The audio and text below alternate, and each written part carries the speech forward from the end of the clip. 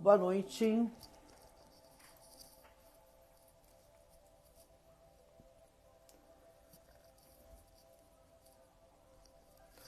Boa noite. O som tá bom?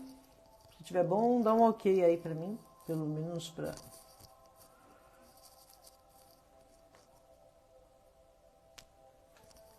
Boa noite, Arlete. Arlete, o som tá bom?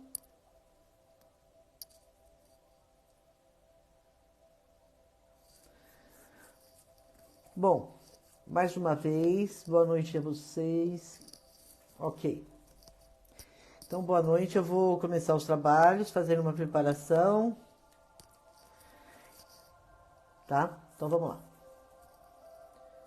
Vamos relaxando bem o nosso corpo físico, serenando bem o nosso mental. E assim, bem tranquilos e serenos. Vamos saudando o mentor dirigente espiritual da Seara da Paz, José de Arimateia, e a toda a cúpula espiritual, sempre presente em nossos trabalhos. Vamos saudando a equipe de higienização, chefiada por Itaporã e Brogotá, que vão limpando e higienizando todos os lares aqui conectados, deixando todos os ambientes preparados, para que os trabalhos possam ocorrer em perfeita harmonia, com muita paz e equilíbrio. Vamos saudando aos cruzados que vão tecendo sobre as nossas casas uma cúpula de luz rosa-dourada que irá nos proteger e nos resguardar. Vamos mentalizando no alto de nossas casas o triângulo dourado da Seara da Paz que vai nos ligando às esferas superiores. Vamos saudando o Dr. Bezerra de Menezes, médicos e socorristas do espaço, a Falange de Pasteur, Fraternidade dos Humildes, Meimei, Anália Franco e a todos os mentores responsáveis pelos trabalhos que já estão ocorrendo em cada um dos nossos lares. Vamos aproveitando esse momento, sentindo a presença dos nossos mentores individuais. Vamos sentindo seu toque amigo e característico.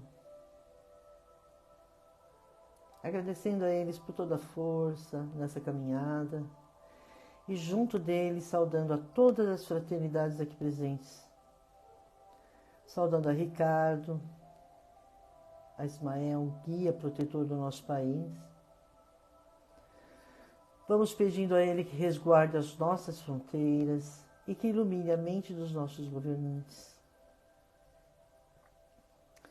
Vamos também pedindo licença a Ismael para adentrarmos em seu salão dourado.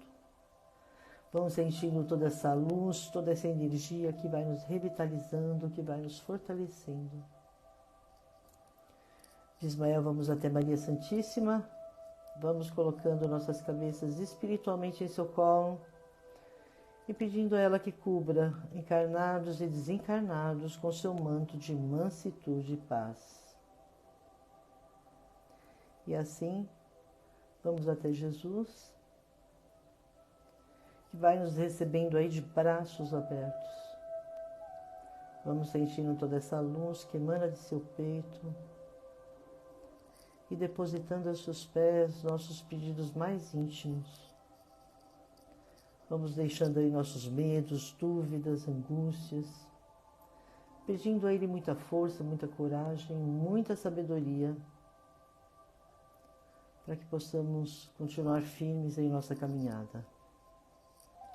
E assim, mais uma vez, vamos elevando nosso pensamento ao alto e pedindo licença para darmos início a mais um Evangelho no Lar, dizendo: Ave Maria, cheia de graça, o Senhor é convosco.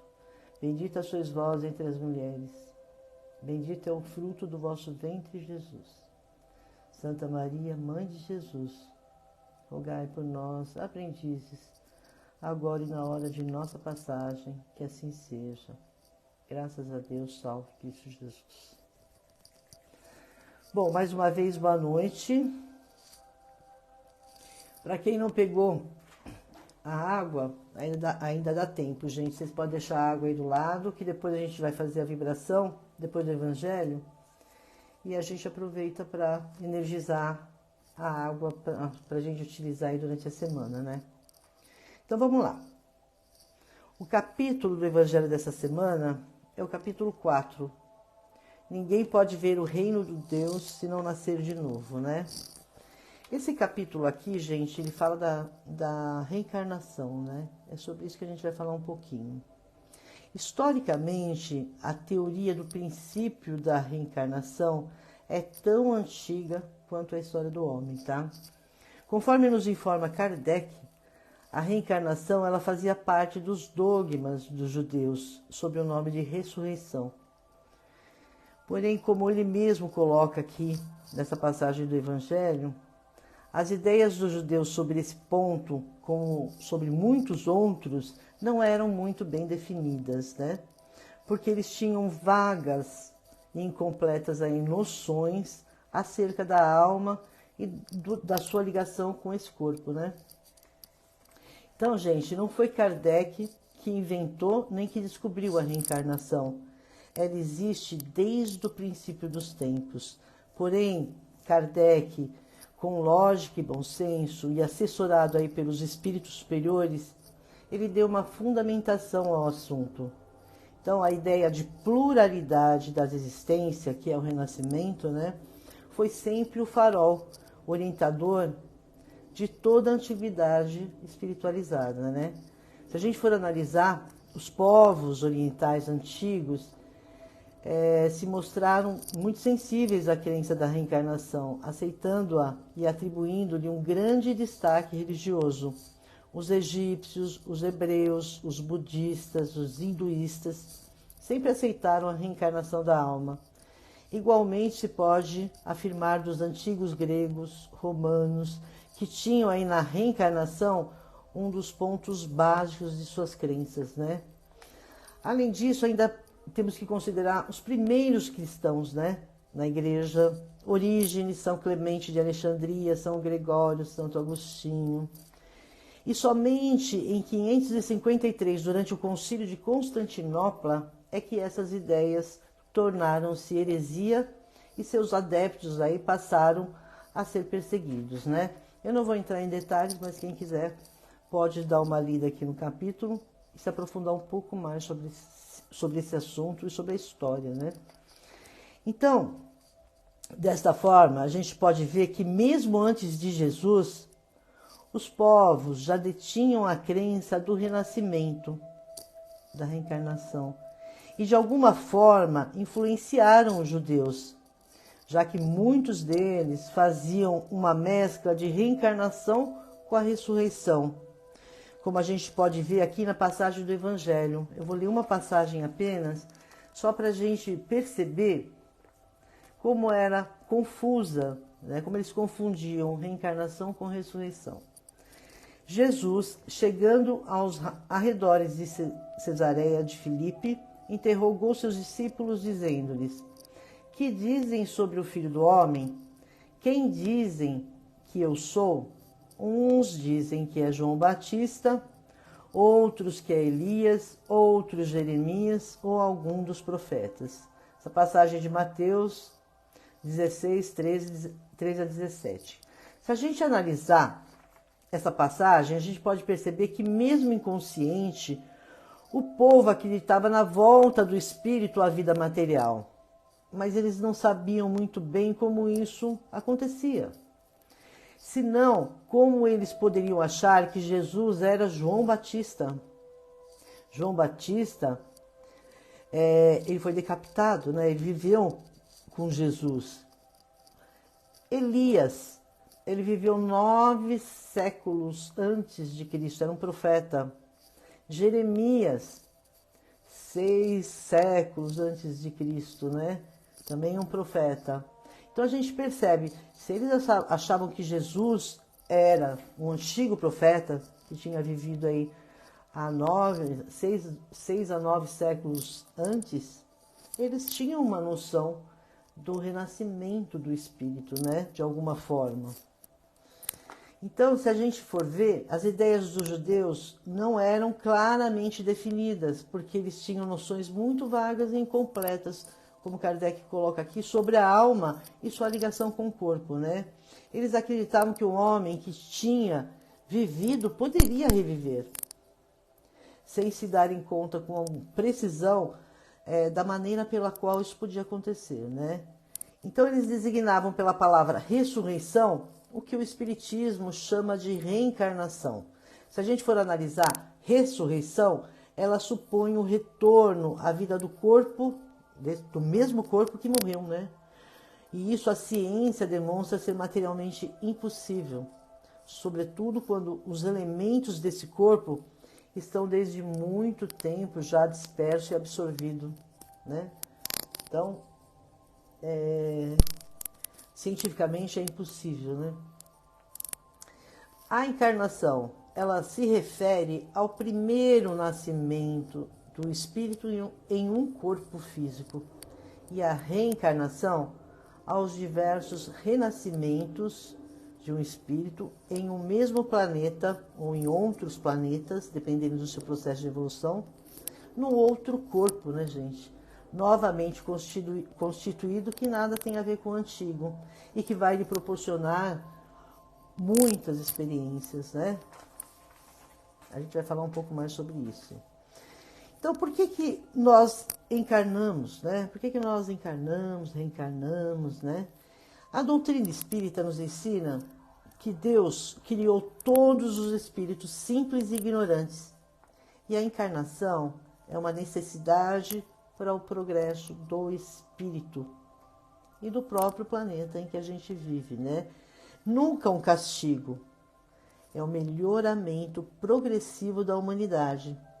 E para isso a gente precisa evoluir intelectualmente e moralmente e nos instruirmos aí nas lutas e tribulações das vidas que a gente experimenta aqui, como nessa, né? Que a gente está experimentando agora. Então, o objetivo da encarnação é que nós cheguemos a uma perfeição relativa, nos tornemos homens de bem, por mais difícil que seja acreditar nisso. Todos nós caminhamos para se tornar um homem de bem. Mas se a gente não conseguir isso durante essa vida corpórea atual que a gente está, nós iremos nos submeter aí à prova de uma nova existência, com o intuito de nos depurarmos, né? Então, reencarnaremos quantas vezes forem necessárias para que a gente possa crescer e evoluir, né? Então é muito interessante o título desse capítulo do Evangelho. Ninguém pode ver o reino de Deus se não nascer de novo, né? Cristo realmente era muito além, né? E ele nos trazia uma mensagem que hoje a gente tem um pouquinho de clareza, né? Mas a gente está longe ainda de perceber a grandeza dela. Mas a gente tem que renascer várias vezes, experimentar, vivenciar vários papéis, para que a gente possa realmente crescer, evoluir, entender um pouco mais desse amor e do amor maior que é o amor fraterno, né? Então é isso. Então, gente, a encarnação, ela pode ser considerada também uma prova do uso que a gente vai fazer do nosso livre-arbítrio. Sendo que aqueles que fazem bom uso se elevam rapidamente. Os que fazem mau uso podem ter que reencarnar para sucessivos ajustes de tudo aquilo que a gente fez, né? Ou criou de desequilíbrio. Então, os espíritos, eles progridem através de sucessivas reencarnações. Quanto maior o grau de materialidade, influência da lei de causa e efeito, ignorância, empirismo, instinto, menor é a evolução. Quanto maior o grau de espiritualidade, da influência da lei do amor nas nossas ações, do conhecimento, da nossa responsabilidade, né? Consciência dessa responsabilidade, sabedoria, razão, maior é a nossa evolução, né? A reencarnação é um fator indispensável ao progresso espiritual. E Kardec acrescenta ainda que trabalhando para nós mesmos, né? O espírito encarnado trabalha para o melhoramento do próprio planeta, do mundo em que ele habita. Então, qual a nossa corresponsabilidade, né? Tudo que a gente faz, a gente atinge um outro, um planeta, qualquer outra coisa. Então nós estamos todos conectados. E o nosso processo de evolução auxilia ou dificulta a evolução do outro também. Então eles também nos explicam aqui que a reencarnação é necessária enquanto o material domina o espírito. No momento em que o espírito chega a dominar a matéria, a reencarnação não se torna mais necessária, né? Isso é o estado de que atingem os espíritos puros. A gente está longe ainda desse ponto, né? A gente ainda é muito materialista. Por menos que a gente queira acreditar, a gente ainda é materialista. Se a gente for analisar, vou dar só um exemplo aqui, para aqueles que acreditam que são menos materialistas.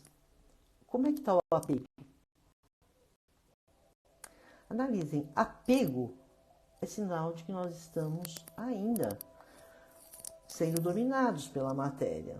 Apego, se nós somos espíritos imortais, até o apego emocional, a gente tem que ter uma maturidade, uma visão maior para se desprender, né? Então a gente ainda não atingiu esse nível, né? A gente está longe ainda de ser realmente de ter uma visão mais espiritualizada. A gente está muito preso ainda ao material e a gente tem que refletir. Eles falam aqui, ó, do ponto de vista do progresso, a vida do espírito apresenta 3 períodos principais, eles falam aqui. O período material, onde a influência da matéria ainda domina muito o espírito. O período do equilíbrio, né, no qual ambas influências se exercem simultaneamente. E o período espiritual, no qual a gente domina completamente a matéria. O espírito aí não precisa mais reencarnar, né? Então a gente está longe ainda desse estado, mas só por curiosidade para a gente entender, né? Emmanuel, ele assevera que a reencarnação em si mesmo, ela representa uma estação de tratamento e de cura de certas enfermidades da alma, às vezes tão persistentes que podem reclamar várias estações sucessivas com a mesma intensidade nos processos regeneradores, né? Agora, o espírito André Luiz, através do seu livro Evolução em Dois Mundos, que foi psicografado por Francisco Cândido Xavier, é quem mais detalhadamente esclarece sobre essa caminhada evolutiva, né? Ele afirma aí que do vírus ao ser humano primitivo, a gente gastou aí cerca de 1,5 bilhão de anos. Sempre a gente faz questão de ressaltar esses detalhes, porque é importante que a gente tenha presente a ideia da evolução como um tópico do autoconhecimento, né? Uma vez que a gente passa a entender aí, uma vez que passamos a entender nossa realidade atual como a soma de tudo aquilo que a gente já conquistou através da passagem aí pelos reinos inferiores da natureza, e enxergamos um futuro promissor a caminho do progresso intelecto-moral, cada vez mais significativo, a gente começa a tomar consciência de que nós somos responsáveis por tudo aquilo que estamos vivenciando hoje. E se a gente realmente quer dar um basta nisso, e realmente acredita que existam novas oportunidades, a gente tem que fazer isso agora. Porque hoje nós estamos aqui na nossa melhor versão, aquilo que a gente conseguiu, né? Então a aceitação é o primeiro passo, né? E para a gente aceitar, a gente tem que perceber que a gente está num processo de revolução e parar de reclamar, né? Se perceber como tendo feito o melhor até agora e ter consciência de que a gente pode mudar, né? E que pode melhorar. E melhorar significa mudar internamente, né? Rever conceitos, não ficar apegado a mágoas, sentimentos, se libertar mesmo, né? Para a vida e para as novas oportunidades que começam começam a aparecer quando a gente toma essa decisão. Entretanto, a gente pode considerar aqui como um grande salto qualitativo nesse processo de evolução o que ocorreu após a encarnação de Jesus no mundo material. Oportunidade em que ele revelou uma parcela muito maior das leis divinas, né? Até então a gente não tinha o contato, né? Jesus, ele não veio nos ensinar, né? Ele vivenciou, ele nos mostrou o caminho, né? E veio aí nos acordar para aquilo que realmente é o amor. Amor a Deus, amor a nós, amor ao próximo, né? Ele veio dar um chacoalhão. Ele não mudou realmente a lei, não mudou nada. Ele simplesmente fez com que a gente desse uma expandida nessa consciência e percebesse aí que amor estava muito além do que aquilo que a gente imaginava naquela época dele. A profundidade da revelação cristã é tão grande que se passássemos uma encarnação inteira estudando as lições de Jesus, a gente pega esse evangelho e estuda. E a gente não consegue abarcar integralmente sua essência, porque ele fala para cada um de nós, espíritos, no seu processo de evolução. Então, cada vez que a gente aprende alguma coisa, a gente cria uma consciência diferente. Quando você volta a ler, você abre mais um pouquinho, expande mais um pouquinho essa consciência. É muito interessante. Quando Jesus afirmou, passará o céu e a terra, mas minhas palavras não passarão, estava dando um indicativo de que somente os espíritos superiores têm acesso à verdade em grau avançado. Quanto a nós, a gente está assimilando as suas lições, noções iniciais, né? Conta-se que o Espírito Emmanuel pediu autorização para participar de um grupo de estudo evangélico, junto a Paulo de Tarso e outros espíritos desse nível, né? Mas logo ele solicitou o seu desligamento do grupo porque ele não se sentia à altura de acompanhar as lições ali tratadas. Então, gente, percebam a grandeza do Evangelho, a grandeza do que Jesus deixou para a gente no seu processo de vida. E a gente está num degrauzinho ainda muito pequeno de todo esse aprendizado, né? Todavia, compete a nós o dever de tentar se aprofundar nos conhecimentos do Evangelho.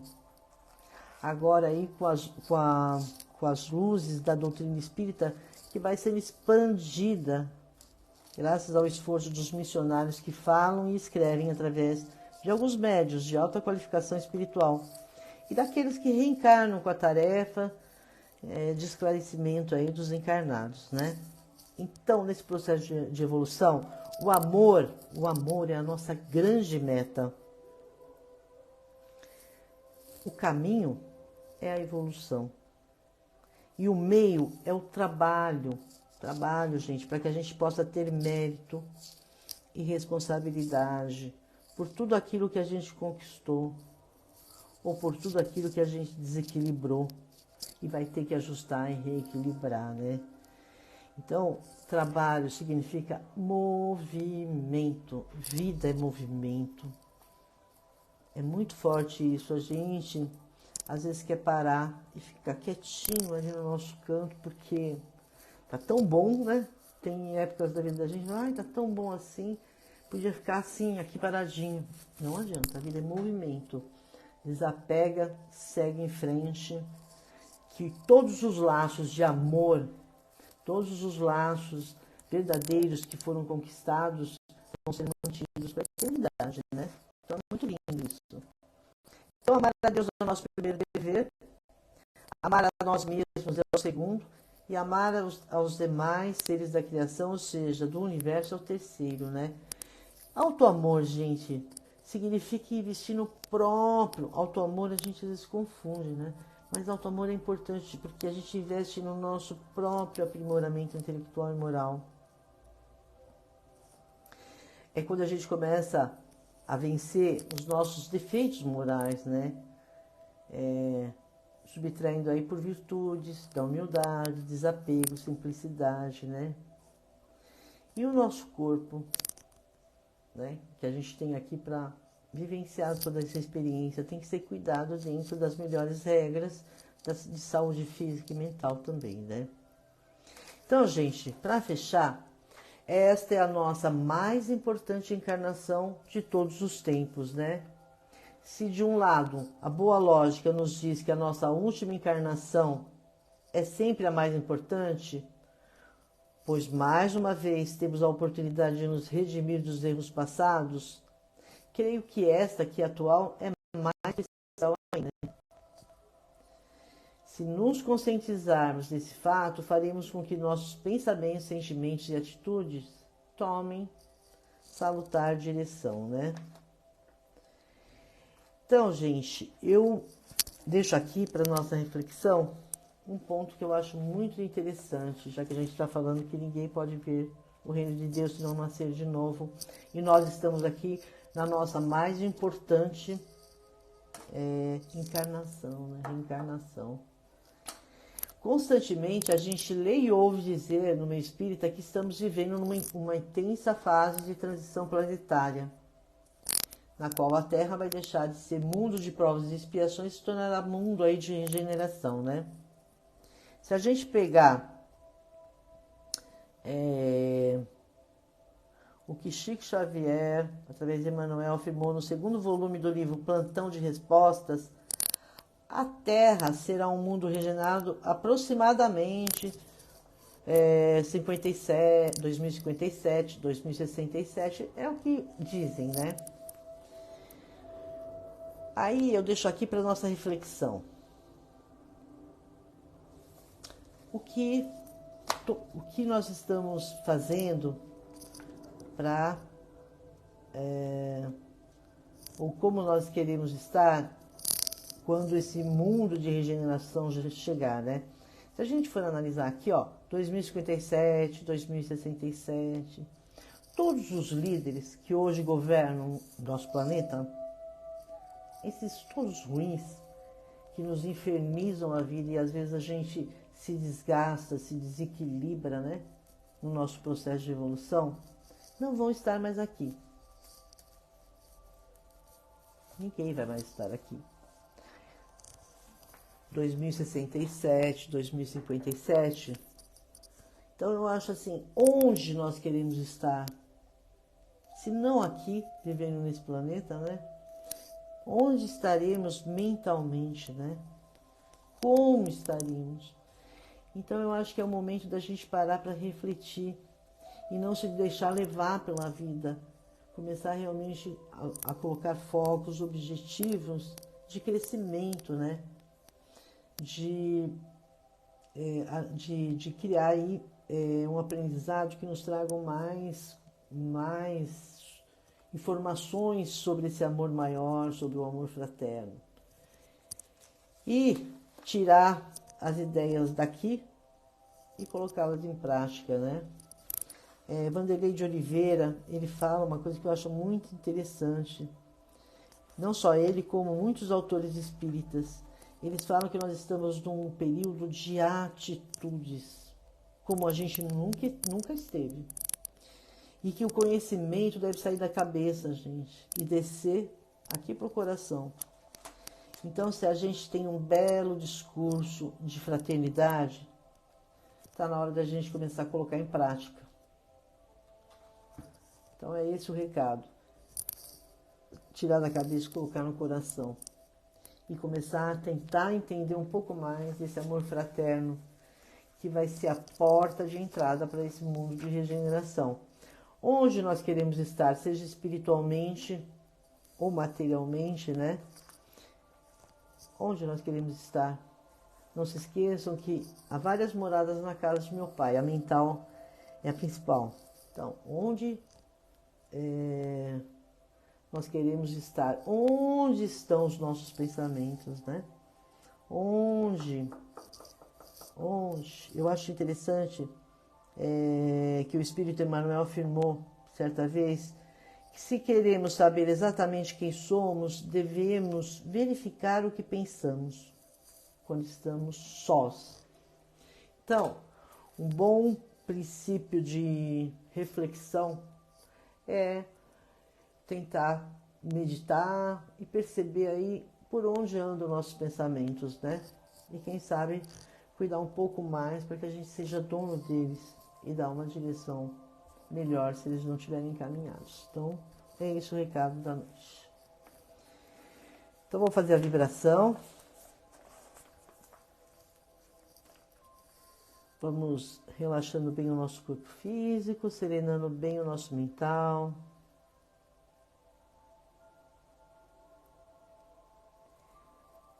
E assim, bem tranquilos e serenos, vamos vendo o rosa bem suave saindo do nosso cardíaco. Essa luz vai se elevando, se unindo e cobrindo todo o planeta Terra, onde a espiritualidade maior vai fazendo uso de toda essa luminosidade onde for mais necessário.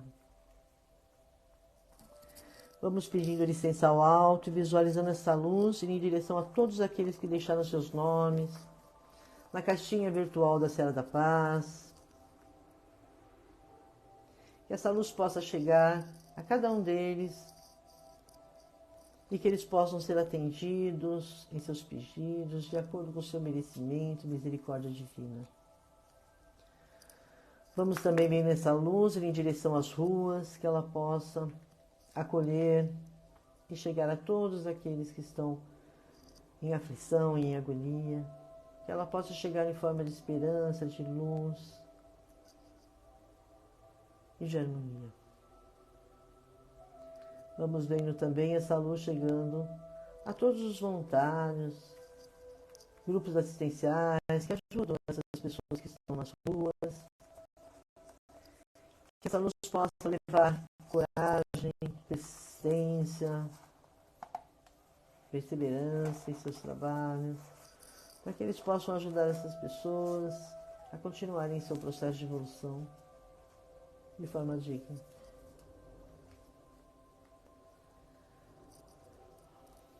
E assim vamos vendo essa luz ir em direção aos hospitais, percorrendo UTIs, leitos, que ela possa chegar a todos aqueles que buscam a cura, auxílios, e que possam todos ser atendidos de acordo com o seu merecimento e misericórdia divina. Vamos também visualizando essa luz vir em direção aos nossos lares. Vamos vendo essa luz entrando pela porta principal, envolvendo teto, paredes, pisos, deixando aí nesses ambientes muita paz, muito equilíbrio, muita harmonia. Vamos adentrando nesses ambientes com a equipe do Dr. Bezerra de Menezes, médicos, socorristas do espaço, toda a equipe de higienização, chefiada por Itapona e Bogotá, e que possam ser feitos todos os encaminhamentos necessários a todos aqueles que buscam e necessitam de encaminhamento.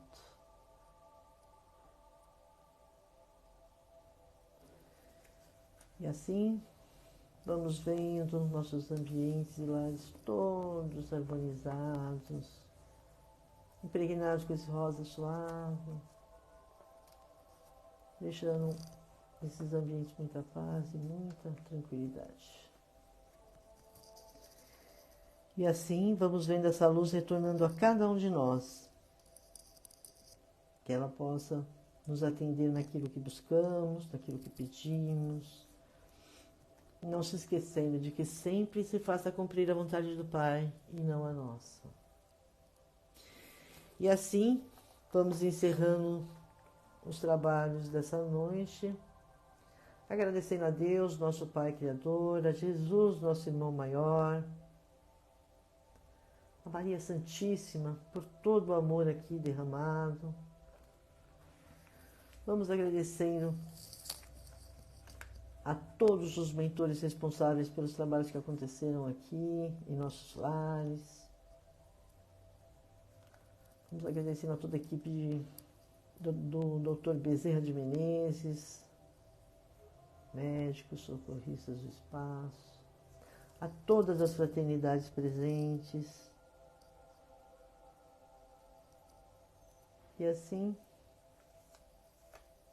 mais uma vez, elevando o nosso pensamento ao alto, vamos pedindo licença para encerrarmos os trabalhos dessa noite, dizendo: o Senhor é o nosso pastor e nada nos faltará. Em verdes pastos nos faz recostar. Conduz-nos junto das águas para descansar. Reconforta nossas almas. Guia-nos por veredas retas por causa do seu nome. Ainda que andemos por vales tenebrosos, não temeremos males, porque tu estás conosco. A tua vara e o teu báculo são esses que nos consolam. Preparastes uma mesa para nós, à vista dos nossos adversários. Unges com óleo nossas cabeças, e os nossos cálices transbordam. Benignidade e graça nos acompanharão todos os dias de nossas vidas, e habitaremos na casa do Senhor durante longérrimos tempos. Graças a Deus. Pessoal, uma ótima semana para vocês. Muita paz.